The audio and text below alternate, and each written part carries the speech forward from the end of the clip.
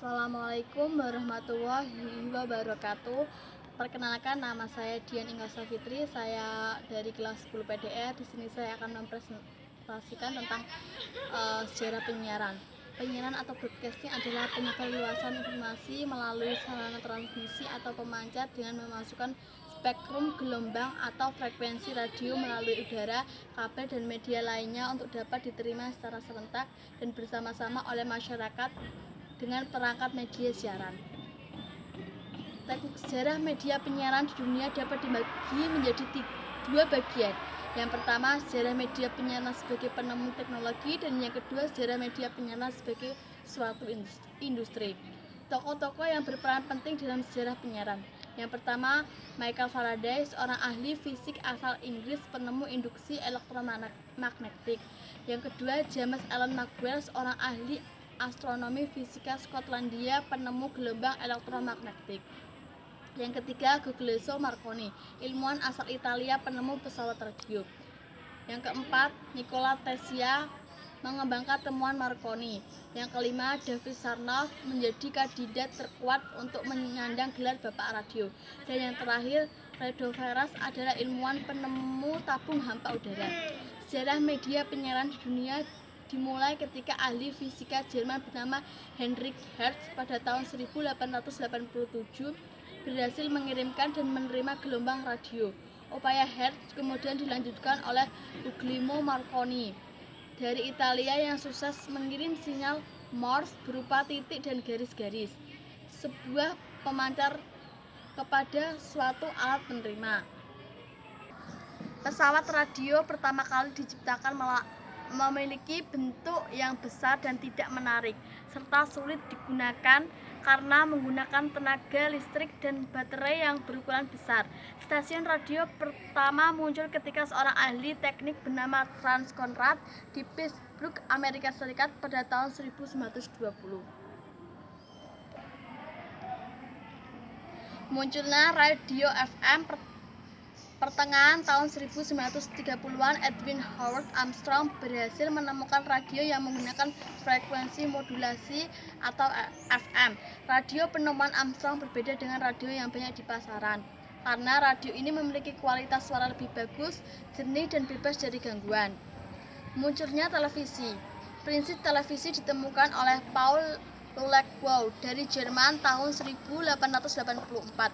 Kemunculan televisi pada awalnya dianggap biasa saja oleh masyarakat, karena pesawat televisi ketika itu masih mahal dan belum banyak program tersedia. Televisi di Indonesia.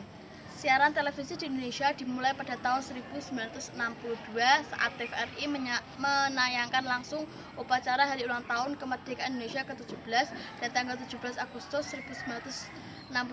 Siaran langsung itu masih terhitung sebagai siaran percobaan. Siaran resmi TVRI baru dimulai pada tanggal 24 Agustus 1962 jam 14:30 yang menyiarkan secara langsung upacara pembukaan Asia Games keempat dari Stadion Utama Gelora Bung Karno.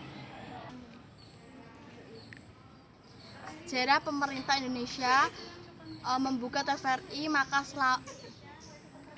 selama 27 tahun penonton televisi Indonesia hanya dapat menonton satu saluran televisi. Barulah pada tahun 1989 pemerintah memberikan izin operasi kepada kelompok usaha Bimatara untuk membentuk stasiun televisi RCTI yang merupakan televisi swasta pertama di Indonesia.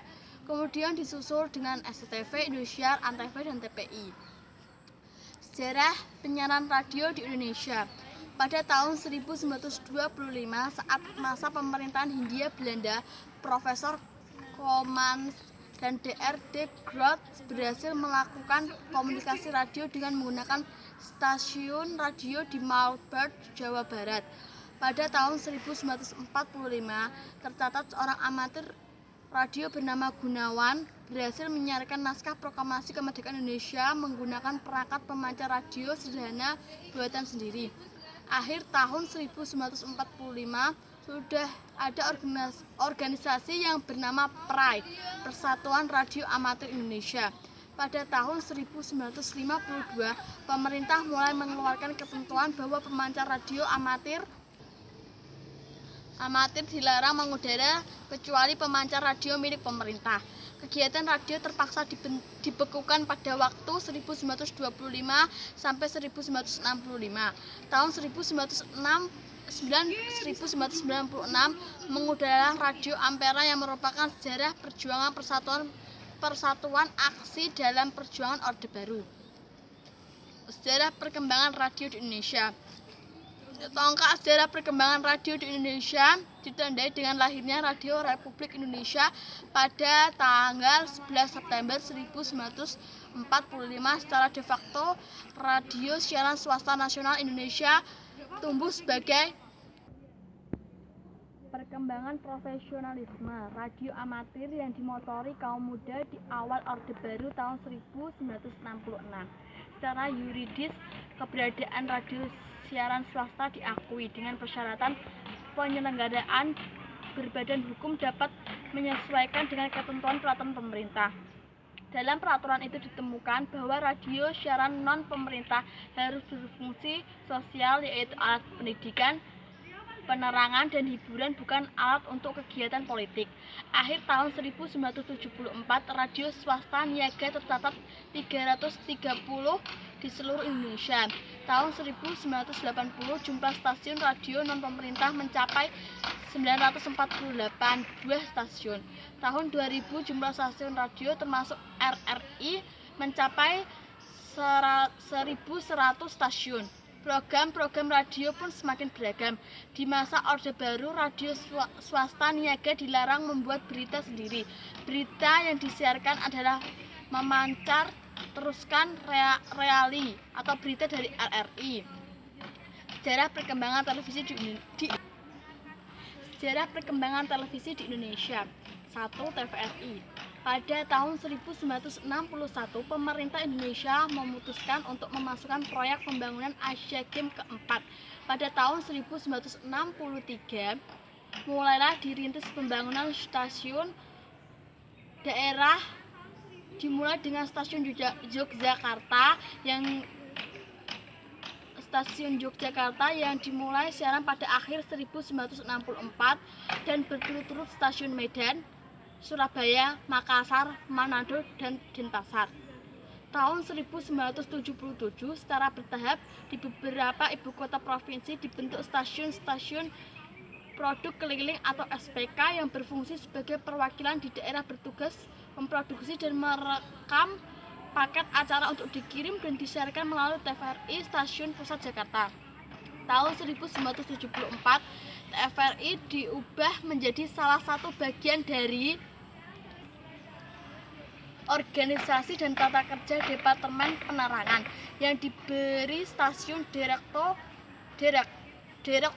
Tugas TVRI adalah untuk menyampaikan polisi pemerintah kepada rakyat dan pada waktu yang bersamaan menciptakan two-way traffic.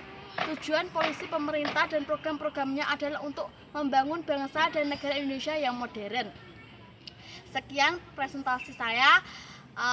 Maafkan apabila ada salah-salah kata. Wassalamualaikum warahmatullahi wabarakatuh. Dadah.